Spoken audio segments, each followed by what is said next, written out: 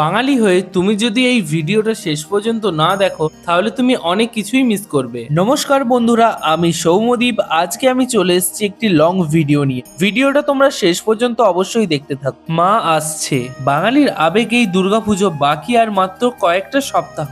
মৃৎশিল্পীদের স্টুডিওগুলিতে মায়ের নির্মাণের কাজ চলছে বেশ জোর কদমে। আমিও চলে এসেছিলাম আজকে একটা ফেমাস মৃৎশিল্পীর স্টুডিওতে। কি অদ্ভুত তাই না?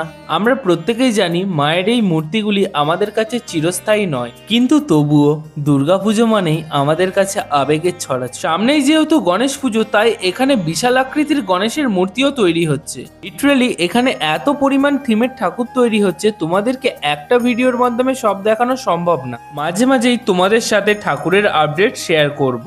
আচ্ছা, এই পুজোর মধ্যে এমন কি আছে যে আমরা পুরো পাগলের মতো মেতে উঠি? কি অদ্ভুত তাই না?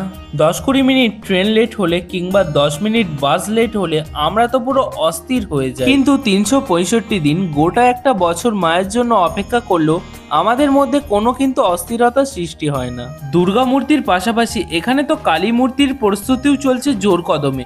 মা আসছে, এটা ভেবে মনের মধ্যে একটা আলাদাই আনন্দ সৃষ্টি হচ্ছে। ভগবানের কাছে একটাই প্রার্থনা, পরের জন্ম বলে যদি কিছু থাকে যেন আমি বাঙালি হয়েই জন্মাই। মিড সেপ্টেম্বরে যেহেতু গণেশ পুজো, তাই এখানে অসংখ্য গণেশ মূর্তি তৈরির কাজ চলছে। সত্যি বলতে গণেশ মূর্তিগুলো এত সুন্দর, যখন রং হবে তখন এর আলাদাই রূপ দেখা যাবে। যখনই মায়ের মূর্তিগুলো দেখছি, বিশ্বাস করো তখনই পুরো গায়ে কাঁটা দিয়ে উঠছে। এখানে তবে দেখলাম অনেকগুলি সাবেকি একচালা মূর্তিও প্রস্তুত হচ্ছে। রাস্তায় এই বাচ্চাগুলো তো আমাকে দেখতে পেয়ে পুরো মারামারি শুরু করে দিয়েছে, আর ওদের মারামারির কারণ হলো কে আমাকে আগে বেশি আদর করতে পারে, এই নিয়ে ওদের ঝামেলা হয়। সত্যি বলতে এরা তো আমাকে প্রচুর ভালোবাসে। ওখানে ভালো ভালো সব ঠাকুর দেখার পর আজকে আমি আবার বেরিয়ে পড়েছিলাম আমার সেকেন্ড ডেস্টিনেশনে। আর এই সেকেন্ড ডেস্টিনেশনের লোকেশনটা একদমই 10 নম্বরের কাছে। পৌঁছে গিয়েছিলাম আবার একটা মৃৎশিল্পীর স্টুডিওতে।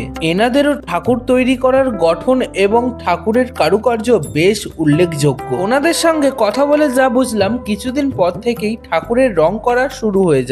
জাস্ট মায়ের এই মূর্তিটিকে দেখো, এটা যখন রং হবে না, মায়ের দিক থেকে চোখ ফেরানো যাবে। আর এসব মূর্তিগুলির মধ্যে ঠাকুরের গায়ে যে অলংকার রয়েছে, যে মাটির সাজ রয়েছে, সেগুলি তো পুরো অপূর্ব। এই স্টুডিওগুলো ভিজিট করার পর থেকে আরো মনের মধ্যে পুজো পুজো ভাবটা গভীরভাবে জেগে উঠেছে। তা উমা তো এলো বলে তোমরা তাহলে কবে থেকে শপিং করা শুরু করছো? যারা এই স্টুডিও ভিজিট করতে চাইছো, ওই যে দেখছো 10 নম্বরের 3 মাথা মোড়, ওখান থেকে উলুবেড়িয়া রোড ধরে একটুখানি এগিয়ে এলেই তোমরা এই স্টুডিও পেয়ে যাবে। ভিডিওটি ভালো লাগলে অবশ্যই লাইক কমেন্ট শেয়ার করে দিও। যদি তুমি ফেসবুক থেকে দেখো তাহলে অবশ্যই ফলো করো, আর ইউটিউব থেকে দেখলে সাবস্ক্রাইব করতে ভুলো না কিন্তু।